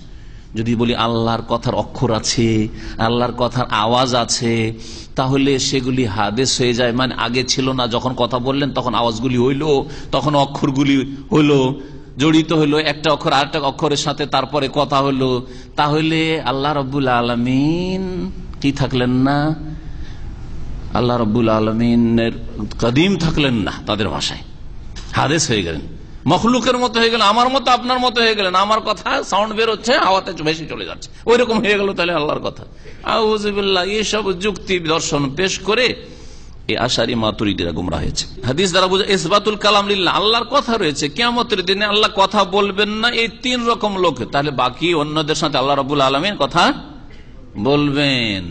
এই হাদিসের সাথে সংঘর্ষ কি হয় না অন্য হাদিসের, যে আল্লাহ রাব্বুল আলামিনের সামনে প্রত্যেককে দাঁড়াতে হবে, আর কোন অনুবাদক দোভাষী থাকবে না, আর সবার সাথে আল্লাহ কথা বলবেন। সেই হাদিস নেই, মা মিনকুম মিন আহাদিন ইল্লা ওয়া ইউকাল্লিমুহু রাব্বুহু, তোমাদের মধ্যে এমন কোন ব্যক্তি নেই যার সাথে আল্লাহ কথা বলবেন না। সৎ অসৎ, কাফের মুশরিক মুমিন সকলের সাথে আল্লাহ কথা বলবেন। ওয়ালাইসা বাইনাহু ওয়া বাইনাহু তুরজুমান, আল্লাহর মাঝে আর ওই ব্যক্তির মাঝে কোন দোভাষী থাকবে না। এই হাদিসে বলে আল্লাহ সবার সাথে কথা বলবেন, আবার এই হাদিসে বলে এই তিন রকম পাপিষ্টদের সাথে আল্লাহ কথা বলবেন না। এমন কথা হইল, দেখি আপনাদের বুদ্ধি কতটা দৌড় দেয়। একটা সমন্বয় হচ্ছে যে আল্লাহ রাব্বুল আলামিন বিশেষ একটা সময় হবে যখন প্রত্যেককে ডেকে ডেকে জবাব নেবেন, জিজ্ঞাসাবাদ করবেন, তখন শুধু কথা বলবেন, আর সেই কথা বলা শাসানিমূলক হবে, কোন রহমতের কথা হবে না। আর তারপরে তার উপর দয়া করার জন্য, তাকে জান্নাত দেওয়ার জন্য, তাকে মাফ করার জন্য কোনো কথা বলবেন, কোনো কথা নেই। আপনার কর্মচারী অপরাধী আছে, প্রয়োজনে কথা বলেন, কিন্তু কোনো দয়া মায়া থাকে না, ঠিক না? আল্লাহর জন্য উত্তম দৃষ্টান্ত। আর একটা সমন্বয় বলতে পারেন, যেটা আংশিক এতে চলে, সেটা হচ্ছে আল্লাহ রাব্বুল আলামিন প্রত্যেকের সাথে কথা বলবেন, কিন্তু রহমতের দৃষ্টি নিয়ে তাকাবেন না, রহমতের দয়ার কথা বলবেন না, ক্ষমার কথা বলবেন না, জবাব দাও শুধু এই কথা হবে। এই পাপীদের, এইরকম যারা পাপী কাফের মুশরিকের সাথেও ওইরকমই কথা হবে, যতগুলি অপরাধী রয়েছে। আর যারা মুমিন বান্দা সৎকর্মশীল, তাদের যদি কিছু ভুল ভ্রান্তি থাকবে, সেইগুলোকে আল্লাহ কাজা কাজা ফি ওমে কাজা কাজা, অমুক দিন এই কাজগুলি করেছে, এই পাপগুলি করেছে, কথা বলবেন, কিন্তু শাসানিমূলক না, মায়ার সাথে, দয়ার সাথে, রহমতের সাথে কথা বলবেন। ভয় পেয়ে যাবে যে গেলাম, শেষ, জাহান্নামে যেতে হবে, তখন আল্লাহ বলে, দেখো দুনিয়াতে তোমাকে অপদস্থ লাঞ্ছিত করিনি, কারণ তোমার অন্তরটা সৎ ছিল এবং সৎকর্ম করেছিলে, কিছু কিছু তোমার ভুলগুলি হয়ে গেছে, তোমাকে দেখিয়ে দিলাম, এটা তোমার সামনে পেশ করা হইল, স্বীকার করছো না? বলছে আল্লাহ স্বীকার করছো, আল্লাহ তুমি মাফ করো। আল্লাহ বলবেন যে তোমার যখন দুনিয়াতে আমি ঢেকে রেখেছিলাম, তোমাকে লজ্জিত করিনি, আর তোমাকে অপদস্থ লাঞ্ছিত করিনি সমাজে, দেশের মানুষের কাছে, পরিবারের কাছে, আজকেও গাফারতু লাকা, মাফ করে দিলাম। যারা, এই জন্য ভাষ্যকার বলছে ওয়ান্নাহু ইউকাল্লিমু মান আতাহু, আল্লাহর যারা আনুগত্য করবে তাদের সাথে কথা বলবেন, ওয়া ইউকরিমুহু বিযালিকা, এই কথা বলে সম্মানিত করবেন, মানে আল্লাহর কথা বলাও তাদের সম্মান বাড়িয়ে দেওয়া। তো কার সম্মান বাড়াবেন? কথা বলে সৎকর্মশীলদের সম্মান বাড়াবেন। আর যারা অসৎ লোক তাদের সাথে শাসানিমূলক জবাব নেওয়ার জন্য আল্লাহ রাব্বুল জবাব দাও, কথা বলবেন, যেই সময় জবাব দেয় বান্দা। জেনা ব্যভিচার থেকে সতর্ক করা হয়েছে, বিশেষ করে যত বয়স বাড়ছে। তাহলে অবিবাহিতর চাইতে সবগুলি কাবিরা গুনাহ, কিন্তু বিবাহিতর জেনা বড় অপরাধ, যদিও যুবক সে কিন্তু বিবাহিত, তার স্ত্রী আছে। আর তারপরে যত বয়স বাড়ছে তত অপরাধ বাড়ছে জেনার। তারপরে অহংকার থেকে সতর্ক করা হয়েছে, আর বিশেষভাবে যদি যেই ব্যক্তি অহংকার করছে তার মধ্যে তেমন কোন অহংকারের দুনিয়ার পার্থিব কোনো কারণ নেই, না তার কাছে নেতৃত্ব আছে, নেতৃত্বের জন্য অহংকার করে, না তার কাছে পয়সা আছে, আর না তার কাছে সৌন্দর্য আছে, না তার কাছে বাকশক্তি আছে, না তার শিক্ষাগত যোগ্যতা আছে, কোয়ালিফিকেশন আছে, তো কিসের জন্য, কিসের আপনি অহংকার করছেন? তারপরে যদি থাকেও, তারপরে অহংকার করা কাবিরা গুনাহ আছে, এই গুণগুলি হয়তো আছে আপনার মধ্যে, তার মানে এই নয় যে অহংকার আপনাদের জন্য বৈধ, বরং অহংকার সবসময় কাবিরা গুনাহ, আর কাবিরা গুনাহেরও বিভিন্ন স্তর রয়েছে। তৃতীয় হাদিস অফিস সহিহ বুখারীতে রয়েছে, ইমরান বিন হুসাইন রাদিয়াল্লাহু তাআলা আনহু থেকে, তিনি বলছেন ক্বালা রাসূলুল্লাহ সাল্লাল্লাহু আলাইহি ওয়াসাল্লাম, রাসূলুল্লাহ সাল্লাল্লাহু আলাইহি ওয়াসাল্লাম বলছেন, খায়রু উম্মতি কারনি, আমার উম্মতের সবচেয়ে শ্রেষ্ঠ হচ্ছে কারনি, আমার যুগের লোকেরা। খায়রু উম্মতি, আমার উম্মতের শ্রেষ্ঠ, এখানে উম্মত মানে যে উম্মতেরা নবী সাল্লাল্লাহু আলাইহি ওয়াসাল্লামের দাওয়াতে সাড়া দিয়েছে, উম্মত ইজাবা, যারা দাওয়াত কবুল করেছে। কারণ উম্মত শব্দটি কোরআন হাদিসের ভাষায় দুই অর্থে ব্যবহৃত হয়েছে বা ব্যবহার করা হয়েছে। একটা হচ্ছে উম্মতে দাওয়াত, ওয়ালাকাদ বাআসনা ফি কুল্লি উম্মাতির রাসূলা, প্রত্যেক জাতিতে আল্লাহ একজন করে রাসূল পাঠিয়েছেন। তো এই উম্মত মানে শুধু মুসলিমদের জন্য উম্মতে মুসলিমা যারা ডাকে সাড়া দিয়েছে, না মুসলিম অমুসলিম সকলের জন্য আল্লাহ যুগে যুগে রাসূল পাঠিয়েছেন? তাহলে বোঝা গেল এখানে দুই উম্মতই শামিল, উম্মতে ইজাবা, উম্মতে দাওয়া। উম্মতে দাওয়া মানে এটা হচ্ছে ইসলামের দাওয়াতের ক্ষেত্র, ঈমানের জন্য আহ্বানের ক্ষেত্র। মুসলিম হোক আর অমুসলিম হোক সকলকে উম্মত বলা হয়েছে। তাহলে সারা পৃথিবীর মানুষ এই অর্থে রাসূলুল্লাহ উম্মত, যে রাসূলুল্লাহ দাওয়াত তাদেরও জন্য, ইহুদির জন্য, খ্রিস্টানের জন্য, হিন্দুর জন্য, বৌদ্ধর জন্য, জৈনর জন্য, শিখের জন্য, নাস্তিকের জন্য, আস্তিকের জন্য, কবর পূজার জন্য, সকলের জন্য রাসূলুল্লাহ দাওয়াত। তারা যদি মেনে নেয় তাহলে তাদের গুণ হল উম্মতে ইজাবাহ, জবাব দিল, নবীর ডাকে সাড়া দিল, এরা সত্যিকার অর্থে নবীর উম্মত হয়ে গেল। আর যদি ডাকে সাড়া না দেয় তাহলে এই দাওয়াতের ক্ষেত্র বহাল থাকলে এদেরকে দাওয়াত দিয়েই যেতে হবে যতদিন তারা আছে পৃথিবীতে। আমার উম্মতের সবচেয়ে শ্রেষ্ঠ মানে যারা মুসলিম উম্মাহ। মুসলিম উম্মার মধ্যেও শ্রেষ্ঠ কারা? সবচেয়ে শ্রেষ্ঠ হচ্ছে কারনি, আমার যুগের লোকেরা। কারণ আজকালকার আরবি অর্থে বলা হয় শতাব্দীকে, মানে 100 বছর পূর্বে একটা কারণ হয়। 20 শতাব্দী শেষ হয়েছে, আমরা কিছুটা অংশ পেয়েছি, তাই না? আমাদের অধিকাংশ ভাইদের জন্ম 1900 মানে 2000 সালের আগে। তাহলে 2000 সালে তাহলে তো আপনার 20 শতাব্দী পেয়েছেন, এখন চলছে 21 শতাব্দী, ঠিক না? 100 বছরকে কি বলা হয়? একটা কারণ বলা হয় আজকালকার ভাষায়। আর কারণ এক দল মানুষকে বলা হয়, এক যুগের মানুষকে বলা হয়। তো এখানে নবী সাল্লাল্লাহু আলাইহি ওয়াসাল্লামের জামানায় এই অর্থটা ছিল না যে 100 বছরকে একটা কারণ বলা হবে, এইরকম অর্থটা সেই যুগে প্রচলিত ছিল না। অনেকগুলি নতুন আরবিতে ভাষাগুলি প্রচলিত হয়েছে, কিন্তু এই ভাষার অর্থ ছিল একটা যুগের লোক কারণ বলা হয়। তো আমার যুগের লোকেরা সবচেয়ে শ্রেষ্ঠ আমার উম্মতের, অর্থাৎ রাসূলুল্লাহ সাল্লাল্লাহু আলাইহি ওয়াসাল্লামের যুগের লোক কারা? সাহাবায়ে কেরামরা সবচেয়ে শ্রেষ্ঠ। অতঃপর ওই সব লোকেরা যারা তাদের পরে এসেছে, ওয়ালিয়া ইয়ালি থেকে ইয়ালুনহুম, পিছনে পিছনে এসছে। তো সাহাবায়ে কেরামদের পেছনে কোন যুগের লোকেরা এসছে? তাবেঈনরা, যাদের কোন একজন সাহাবীর সাথে কমের পক্ষে দেখা সাক্ষাৎ হয়েছে ঈমানের অবস্থায়, তাবেঈনরা হয়ে গেলেন। সুম্মাল্লাযীনা ইয়ালুনহুম, অতঃপর ওই সব লোকেরা আমার উম্মতের শ্রেষ্ঠ যারা তাদের পরে এসেছে, অর্থাৎ তাবা তাবেঈন, তাবেঈনদের কোন কারো সাথে একজন অথবা তার বেশি তাবেঈনদের সাথে যে সব লোকেদের মুসলিমদের সাক্ষাৎ হয়েছে ইসলামের অবস্থায়, তাদেরকে তাবা তাবেঈন বলা হয়। তাহলে এই যুগগুলি কয়টা যুগ হলো? তাহলে 3টে যুগ হলো। কালা ইমরান বলছেন ফালা আদরি, আমি জানি না, মানে ভুলে গেছি। আযাকারা বাদা কারনিহি মাররাতাইন আও সালাসান, রাসূলুল্লাহ সাল্লাল্লাহু আলাইহি ওয়াসাল্লামের যুগের পরে 2টো যুগের কথা উল্লেখ করেছেন নাকি 3টে যুগের কথা উল্লেখ করেছেন? যদি 2টো যুগের কথা উল্লেখ করেন, সন্দেহ হলে সর্বনিম্নটা ধরতে হবে। ভাষ্যকার কোন বলছে সন্দেহ হলে কি করতে হবে? কমটা ধরতে হবে। আপনার সন্দেহ হচ্ছে 3 রাকাত পড়লাম না 4 রাকাত নামাজ পড়লাম, এশার নামাজ, তো কয় রাকাত ধরবেন? 3 নিশ্চিত, 3টা ধরবেন, তারপরে 1 রাকাত পুরো করে নেবেন। তাহলে বর্ণনাকারী যখন সন্দেহ হয়েছে, তাহলে সন্দেহের ভিত্তিতে একটা বাড়িয়ে দেওয়া যাবে না, কম ধরতে হবে, যেটা নিশ্চিত সেটা ধরতে হবে। তার মানে রাসূলুল্লাহ সাল্লাল্লাহু আলাইহি ওয়াসাল্লামের সাহাবায়ে কেরামদের জামানাটা, যুগটা হচ্ছে সবচেয়ে উৎকৃষ্ট জামানা, আর তারপরে হচ্ছে তাবেঈনদের জামানা সবচাইতে উত্তম, তারপরে হচ্ছে তাবা তাবেঈনের জামানা উত্তম, তাবা তাবেঈনের পরে যারা এসছে তাবুল আতবা, তাবা তাবেঈনদের সাথে যাদের দেখা সাক্ষাৎ হয়েছে তাদের যুগ স্বর্ণ যুগ নয়, উত্তম যুগ নয়, তবে সম্ভাবনা রয়েছে অন্য অন্য যুগের তুলনায় ভালো তারা। হ্যাঁ, অন্য অন্য যুগের তুলনায় ওই যুগ নিঃসন্দেহে ভালো। আজকের যুগে যতই ভালো নেতা হোক না কেন, আর যতই ভালো আলেম হোক না কেন, আর যতই ভালো আপনার ভালো মানুষ হোক না কেন, নেক লোক সৎ লোক হোক না কেন, তারপরও সাহাবায়ে কেরামদের নবী সাল্লাল্লাহু আলাইহি ওয়াসাল্লামের সঙ্গী হওয়ার ফজিলতের কাছে ধারে যেতেই পারবে না। তাবেঈনদের এক সাহাবীর সঙ্গী হওয়ার এই মর্যাদার কাছেও যেতে পারবে না। এই মর্যাদাই শুধু নাজাতের জন্য যথেষ্ট নয়, কিন্তু তাদের আকীদা, আমল, শিরক মুক্ত, বিদআত মুক্ত, দুনিয়ার স্বার্থ মুক্ত, তারপরে এইরকম বহু জিনিস রয়েছে, রোগ রয়েছে, যেই রোগগুলি আমাদের মধ্যে। আপনি চিন্তা করুন যে ইমাম বুখারী রাহমাতুল্লাহ আলাইহি এই 3 যুগের পরের তিনি, তারপরে তিনি বলছেন যে আল্লাহ পাক যদি কিয়ামতের দিন আমাকে জিজ্ঞেস করেন যে তুমি কি কারো গীবত করেছিলে, তো আমি মোহাম্মদ বিন ইসমাইল বলতে পারবো যে আল্লাহ, আমি কোন তোমার মুমিন বান্দার গীবত সমালোচনা করিনি, হারাম কাজ করিনি, কাবিরা গুনাহ করিনি।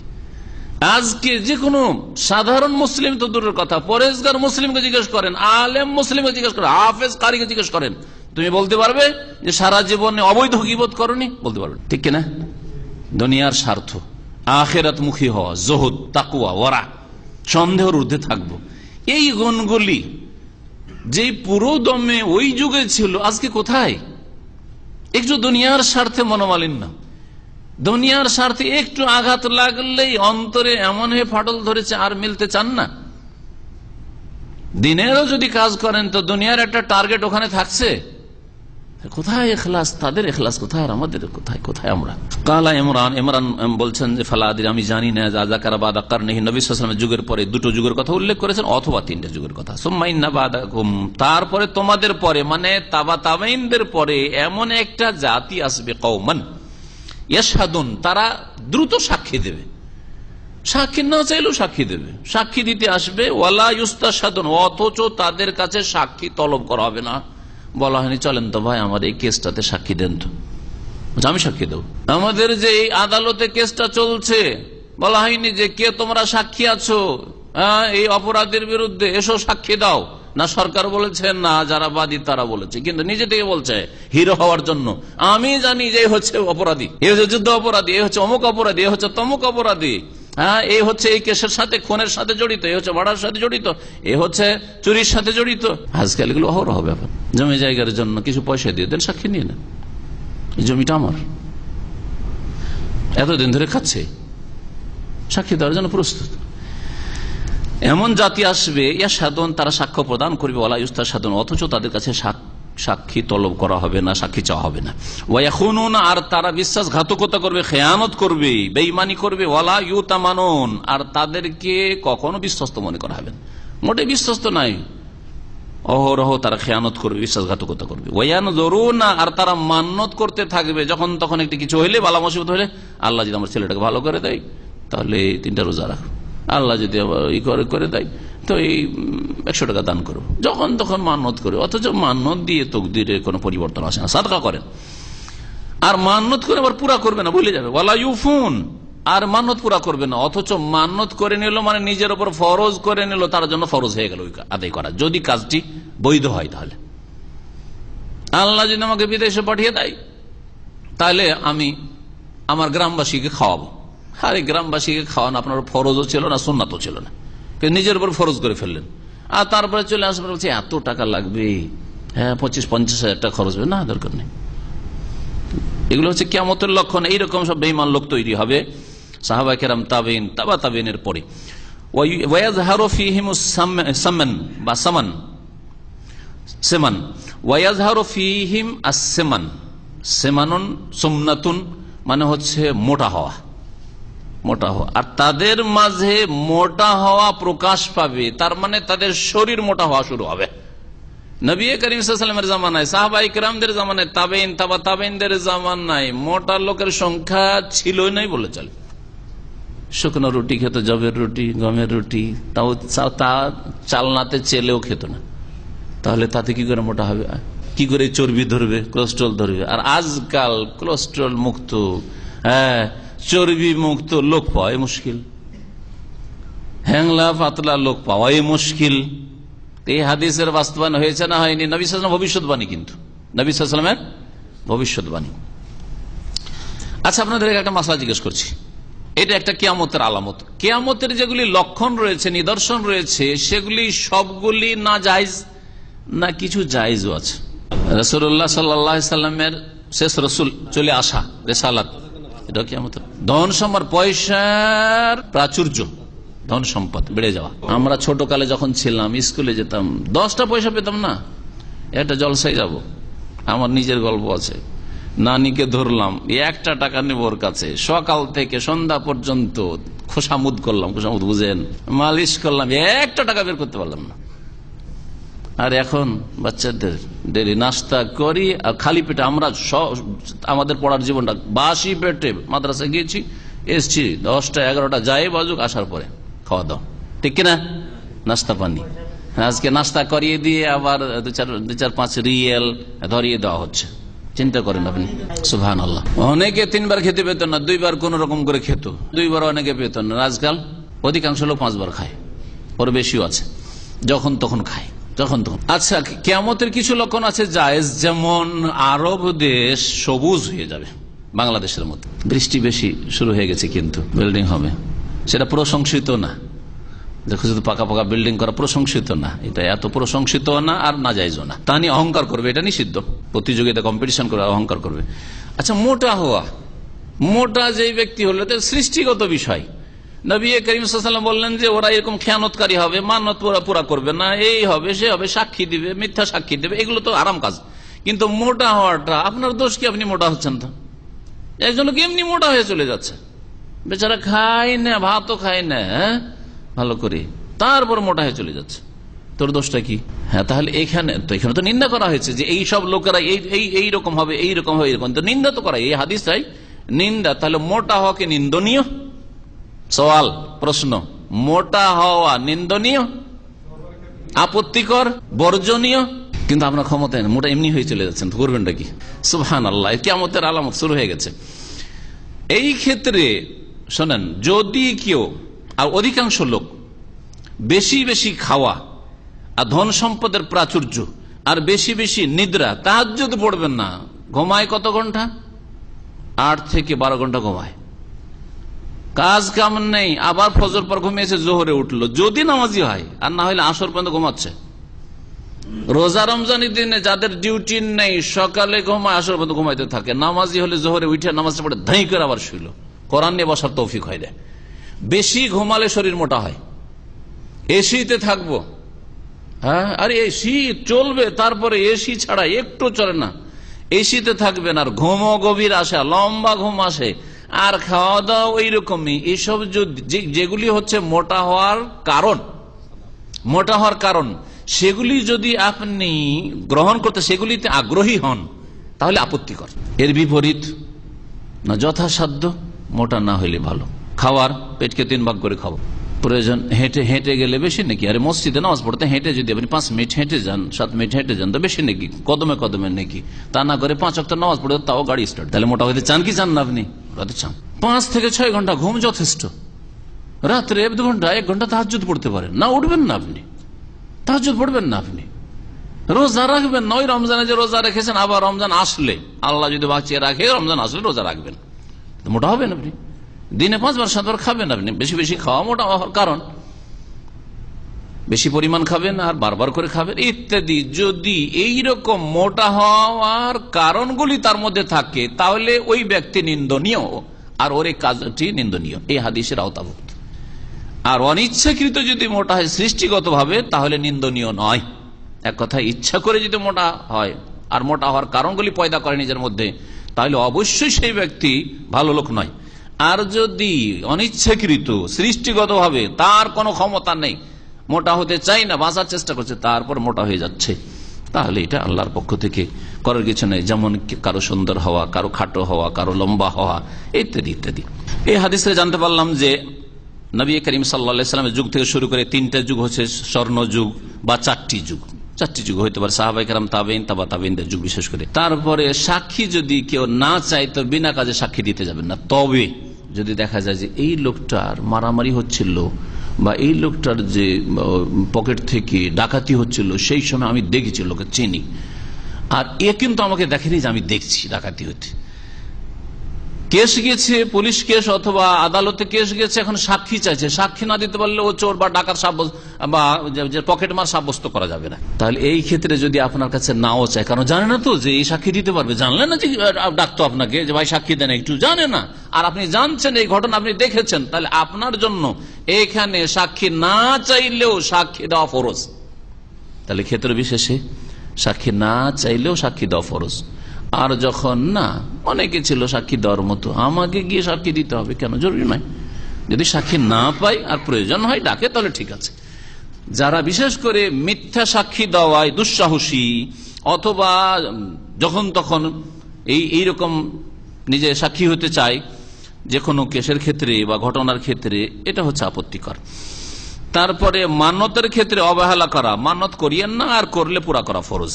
খেয়ানত, আমানতে খেয়ানত করা। আজকাল কাউকে টাকা ধার দিয়ে নেন, যদি দুশ্মনী করতে হয়, ঝগড়া করতে হয়, ওকে টাকা ধার দিয়ে দেন।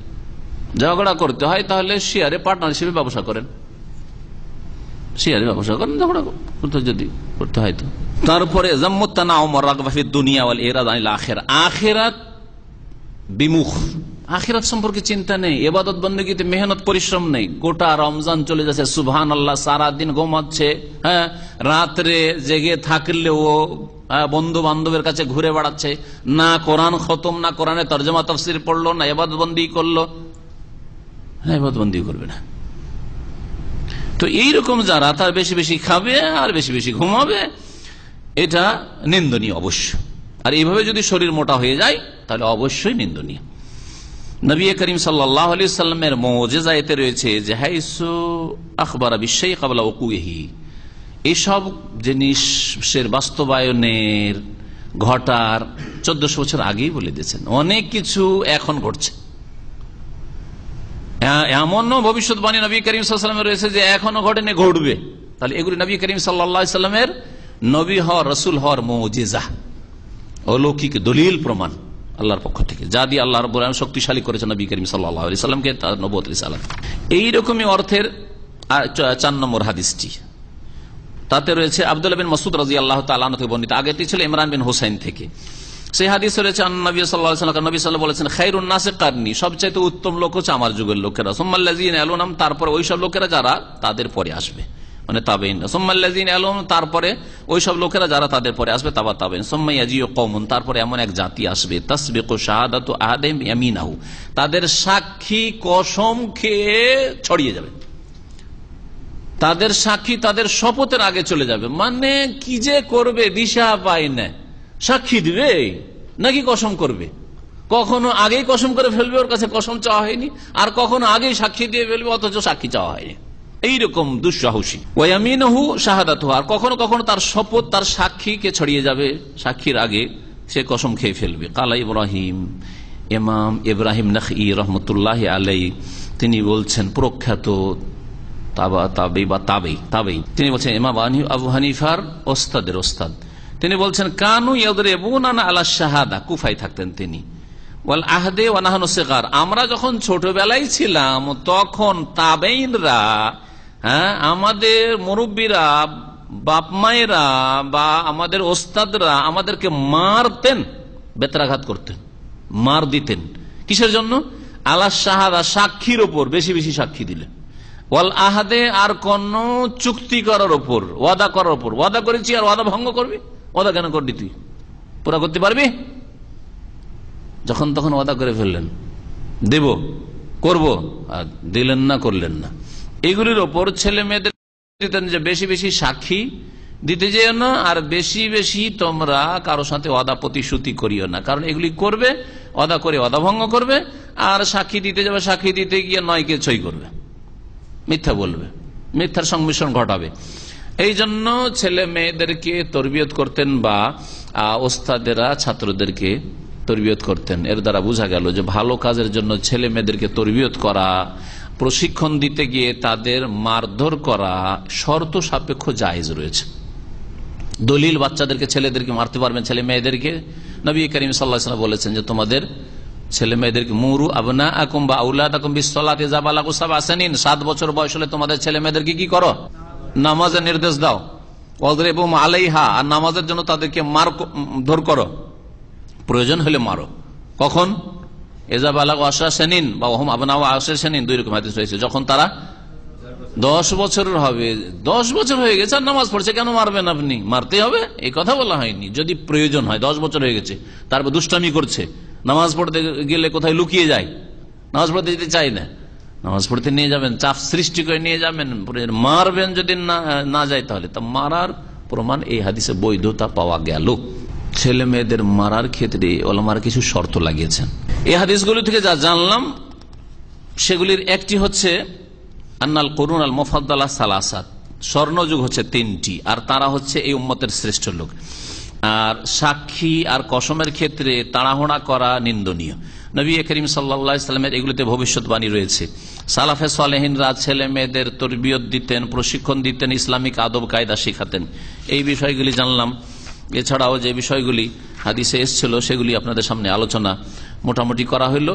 শেষখানে যে কথাটি বলতে চাইলাম সেটা হচ্ছে আপনাদেরকে জিজ্ঞেস করবো, এই দিয়ে শেষ করবো। সেটা কি বললাম, যে ছেলে মেয়েদেরকে, প্রত্যেকের ছেলে মেয়ে অনেক আছে আমাদের যারা এখানে সামনে আছেন, আর যদি কারণ না থাকে তো হবে ইনশাল্লাহ, বিয়ে করেছেন হবে, অথবা বিয়ে করেননি বিয়েও করবেন তো ছেলে মেয়ে হবে, হবে না? তাহলে আপনাদেরকে মশলাটা জানতে হবে, কারণ এই ক্ষেত্রে এফরাত আর তাফরিত রয়েছে। একদল ছেলে মেয়েদেরকে লাগামহীন ছেড়ে দিয়েছে, কিছুই বলবে না, যার কারণে তাদের ছেলে মেয়েরা খারাপ হয়ে যাচ্ছে। আর একদল এমন মারধর করে আর সব সময় তাদের উপর যেন সামরিক আইন চাপিয়ে রাখে, বাড়িতে ঢুকলে যেন মিলিটারি হয়ে ঢুকেছে, আর্মির পোশাক পরে ঢুকেছে, মারধর ছাড়া আর মেজাজ গরম ছাড়া আর কিছু নেই। এই পড়েছে না পড়েনি, এই লেখাপড়া করেছে না করেনি, এই কাজ করেছে কি করেনি, কি করছিল, আর একে ধমক ওকে ধমক, একে মার ওকে মার, সবসময় যদি করেন তাহলে হবে কি বিদ্রোহী ছেলেমেয়েরা হয়ে যায়। ছেলেমেয়েরা কি হয়ে যাবে, বাপ আসলে লুকাতে দিশা পাবে না। দেখেছেন কিছু কিছু বাপ বাড়িতে ঢুকলে লুকিয়ে যায়, বাচ্চারা বাড়িতেও থাকে না, পালিয়ে যায় পাশের, কোথায় যে পালিয়েছে খুঁজে পাই না। কতক্ষণ বসে থাকবেন আপনি, আবার ডিউটি যখন চলে গেলেন, বাইরে কাজে হাটে বাজারে চলে গেলেন, আবার বাচ্চারা ফিরে আসুন, তাহলে বোঝা গেল আপনার মধ্যে দোষ আছে, ত্রুটি আছে আপনার মধ্যে। এইরকম করলে হবে না, আবার ছেড়ে দিলে হবে না। না না না, ছেলে মেয়েরা আল্লাহ করে মানুষ হয়ে যাবে, দোয়া করছি আল্লাহ মানুষ করবে, এও এক বেকুফ লোক, শুধু দোয়া করে হয়ে যাবে। দোয়ার সাথে সাথে মেহনত করতে হবে। নবী সাল্লাল্লাহু আলাইহি ওয়াসাল্লাম দোয়াও করেছেন, জিহাদের ময়দানেও গেছেন। ছেলে মেয়েদের নেক হওয়ার জন্য দোয়াও করতে হবে, আর নবী সাল্লাল্লাহু আলাইহি ওয়াসাল্লাম মার দিতে বলেছেন, নামাজ না পড়লে তাও করতে হবে। কিন্তু কি শর্ত রয়েছে, বাচ্চাদের মারার কিছু শর্ত রয়েছে। বাচ্চাদেরকে মারবে, প্রথম একটা শর্ত রয়েছে, এত ছোট বাচ্চাকে মারবেন না যে মারার উদ্দেশ্য বুঝে না। এত ছোট বাচ্চাকে মারবেন না যেই বাচ্চা মারার উদ্দেশ্য বুঝে না। 5 বছরের মেয়ে, 6 বছরের মেয়ে, 6 বছর না হলে আজকাল কিন্তু আন্তর্জাতিক আইন আপনার ক্লাস 1-এ ভর্তি নেবে না, নেবে 4 বছর 5 বছরে আজকাল LKG UKG বা KG 1 KG 2 ভর্তি করছে। আর ওই ছেলে মেয়ে না পড়লে মারধর করা, পিটাপিটি করা। 5 বছরের বাচ্চা বুঝেও না যে কেন মারছে আমার বাপ, আমার মা কেন মারছে, বুঝেই না। তারপরে মনে থাকবে না, মারলেন একটু কাঁদাকাটি করে নিল, 5-10 মিনিট পরে কি জন্য মেরেছে ওটা ভুলে গেল, আবার মায়ের কোলে এসে বসছে, আবার বাবার কাছে ঘুরছে, খাচ্ছে, মনে থাকবে? ভালো করে খেয়াল করতে, কিছুই মনে রাখতে পারেন এরা, মারলো। বড় ভাই ছোট যখন ছোট বাচ্চাগুলোকে 4 বছর 5 বছরের বাচ্চাকে মারে, তখন এত রাগারাগি করে আসে, আমি ওর কাছে কোনোদিন যাব না, আর ওকে বাড়ি থেকে তাড়িয়ে দেন, এই করেন সেই করেন বলছে। তারপরে দেখা যাচ্ছে না, কোথায় তুমি যাচ্ছ 2-3 ঘন্টা পরে, বলছে ভাইয়ের সাথে মসজিদ যাচ্ছে। কেন তোমাকে মারলো না, ভুলে গেছে, মনে নাই, কিচ্ছু মনে নাই, কিন্তু বড় হইলে মনে আছে যে আমাকে মেরেছে। তো যেই ব্যক্তি বুঝে না, যেই ছোট বাচ্চা বুঝে না যে আমাকে কেন মারলো, কি জন্য মার খেলাম, আর মার খেলে সতর্ক হইতে হবে, কিসের থেকে সতর্ক হইতে হবে, তাকে মারা ঠিক নয়, জায়েজ নাই। এরকম নাবালক 4 বছর 5 বছর 6 বছর বাচ্চাকে মারবেন না, মারবেন না। 2 নম্বর শর্ত, মারার উদ্দেশ্য হবে আদব দেওয়া, শাস্তি দেওয়া নয়, পানিশমেন্ট নয়, আযাব দেওয়া না। কি হবে? তাদিব, আদব দেওয়া। আদব দেওয়ার মার আদব দেওয়ার মতো। আদব দেওয়ার মার কেমন হবে? আদব দেওয়ার মতো। মাদ্রাসার হাফেজ, কারি আর মৌলভী সাহেবেরা এক যুগে এমন মার মারতো অপরের ছেলেদেরকে, ওই মৌলভী হাফেজ গুলিকে এখন একটু কমেছে, কিন্তু এখনো আছে এইসব কিছু কিছু মাদ্রাসায়।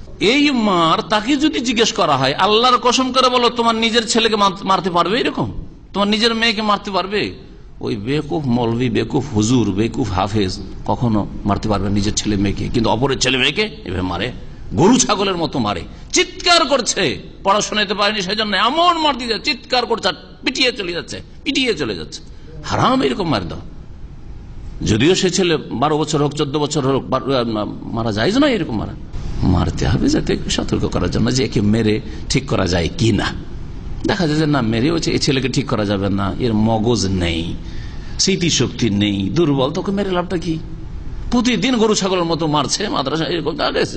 বা হেফজ খানা, বিশেষ করে হেফজ খানা, কোরআন হেফজ করার জন্য এত পিটাই যে ওই হেফজ করে কোন রকম 5 বছর 7 বছর লাগিয়ে দিয়ে 15 বছর হয়ে যায়, আর তারপর আর মাদ্রাসায় পড়ে আলেম হতে চায় না। এগুলি তখন কি করে? কোথায় তারাই পড়ে পেটের ভাত করবো, তারাই পড়াইতে যায়, আর না হলে বিদেশে কোথায় চলে যায়, গিয়ে যদি কোনো মসজিদ পেয়ে যায়, আর না হলে কোম্পানিতে 300, 350, 400 টাকা বেতনে সব হাফেজ আর এগুলো এসছে, বরবাদ করে দিল এই ছেলেগুলোকে হেফজ খানাতে। না, হেফজখানাতে দেওয়ার উদ্দেশ্য না যে গরু ছাগলের মতো এরকম মারবেন, তুই এইরকম মার দিলে হবে না, হালকা মার দিতে হবে আদব দেওয়ার জন্য, মাথা থেকে শুরু করে এই পর্যন্ত। এছাড়া এমন অঙ্গে মারবে না যেগুলো নাজুক অঙ্গ, লাগলে ক্ষতি হতে পারে, হাড্ডি ভেঙে যেতে পারে, অথবা হার্টে আঘাত হতে পারে, লিভারে। আরে পেটেই যদি মানে হালকায় মারেন, এটা পেটে মারেন, হ্যাঁ ঘুষি মারেন, তো ক্ষতি হবে না? না, এসব মারা যায়জ নাই। তো এমন জায়গায় মারতে হবে যেসব জায়গায় গোশতে ব্যথা লাগে, হাড় হাড্ডির ক্ষতি না হয়, হ্যাঁ, তার শারীরিক কোন রকমের যেন কোন রকমের ক্ষতি না হয়, এইরকম মার দেওয়া। আর তারপরও যথাসাধ্য মার না দিয়ে যদি তার উত্তম বিকল্প কিছু পান আর তাতেই সংশোধন করা সম্ভব হয়, তাহলে সেটাই ভালো, সেটাই ভালো। বাচ্চাদেরকে দেখা যায় যে অনেক সময় প্রলোভন দিলে, উৎসাহিত করলে, হ্যাঁ গিফট দেবো, বড় টোপ দিলেন, তুমি যদি পড়াশোনা করে দাও তাহলে তোমাকে কি দেবো, মানে একটা খেলনা দেবো। অনেকে বাচ্চারা খেলনা 5 বছর 7 বছর 8 বছর বাচ্চা খেলনা চায়, খেলনা এনে দেবো তোমাকে। সৌদি আরবে যারা ফ্যামিলি নিয়ে আসেন, তো যদি বলেন, বা পয়সাওয়ালা অন্য দেশে আছেন কিন্তু পয়সাওয়ালা মানুষ, যদি তুমি ভালো করে লেখাপড়া করো তাহলে তোমাকে উমরা নিয়ে যাবো, হজে নিয়ে যাবো, যেতে চায়, মক্কা দেখতে চায়, মদিনা দেখতে চায়। উদাহরণস্বরূপ এরকম মেলা কিছু আছে। ভালো করে যদি লেখাপড়া করো তো চিড়িয়াখানা নিয়ে যাবো, তোমাকে অমুক জায়গায় নিয়ে যাবো, সপ্তাহে একদিন পার্কে নিয়ে যাবো, সমুদ্রের বিচে নিয়ে যাবো, এগুলো ভালো জিনিস না? উৎসাহিত করা। তারপরে দুটো জীবনকে তুলনা করা। আমি কিছুক্ষণ আগেই, কয়েক ঘন্টা আগে, আমার ওই দুটো বাচ্চা এরকম আছে, 4 বছর 5 বছর। তো ওদেরকে ওরা আম্মা কোরআন নিয়ে বসাচ্ছে, বসতে চায় না, খেলাধুলায় মেতে আছে। আমি গেলে চট করে বসে, অথচ আলহামদুলিল্লাহ বাচ্চাকে মারি না, আমি এগুলোকে মারি না। বিশেষ করে যদি বড়রাও এরকম অপরাধ করে সেটা আলাদা কথা, কিন্তু না, মারি না। তারপরেও গেলে বসে গেছে। আচ্ছা, তার আগে বললাম যে আচ্ছা তুমি কি হইতে চাও? এই যে রাস্তায় যারা ক্লিন করছে এরকম হতে চাও? এদের মতো ডিউটি করবে, ওগুলো ডিউটি? জি হ্যাঁ। বলছেন না, এটা করবো না। তো কি হতে চাও? তুমি শেখ হতে চাও, অথবা তুমি ডাক্তার হতে চাও, তুমি ইঞ্জিনিয়ার হতে চাও? যেগুলো বুঝে, এগুলো হতে চাও? বলছে হ্যাঁ, এটা হইতে চাই, এটা হতে চাই। কেউ বলছে শেখ হতে চাই, কেউ হচ্ছে দায়ী হতে চাই, কেউ হচ্ছে বক্তব্য করবো। তুমি কি করতে চাও? না, ওই সাফ করে, পেশাব পায়খানা সাফ করবে, রাস্তায় যে পড়ে আছে ওই সব ময়লা আবর্জনা পড়ে আছে ওগুলো সাফ করবে। বলছেন না, ওইসব করবো না। তাহলে কি করলে তুমি শেখ হইতে পারবে, কি করলে তুমি ডাক্তার হইতে পারবে? লেখাপড়া করলে। ও ডিজে বুঝছে, 5 বছর ছেলে বুঝছে। এই যে দুটোকে আপনি তুলনা করে বুঝান, এগুলো হচ্ছে তরবিয়তের তরিকা। মারার প্রয়োজন নেই, 10 মিনিট 15 মিনিটই পড়ে নিই যথেষ্ট। ওকে 1 ঘন্টা নিয়ে বসে থাকতে হবে, 2 ঘন্টা নিয়ে বসে থাকতে হবে, জরুরি না। 15 মিনিট আধা ঘন্টা পড়ে নিল, তারপরে আবার কিছু খেলাধুলা করতে দেন, তারপরে আবার বসুন, অসুবিধা নেই। আল্লাহ রাব্বুল আলামিন যেন আমাদের ছেলে মেয়েদের ভালো তরবিয়তের তৌফিক দান করেন, আর যেইভাবে রাসূলুল্লাহ সাল্লাল্লাহু আলাইহি ওয়াসাল্লাম তরবিয়ত করেছেন ওইভাবে তরবিয়ত করার জন্য তৌফিক দান করেন। যেইভাবে সাহাবায়ে কেরামরা, তাবেঈনা, তাবা তাবেঈরা ছেলে মেয়েদের তরবিয়ত করেছেন, প্রশিক্ষণ দিয়েছেন, দিন দুনিয়া আল্লাহ পাক রব্বুল সেই তরবিয়ত দেওয়ার জন্য তৌফিক দান করেন। ওয়া সাল্লাল্লাহু আলা নবিয়িনা মুহাম্মদ ওয়া আলা আলিহি ওয়া সাহবিহি আজমাইন।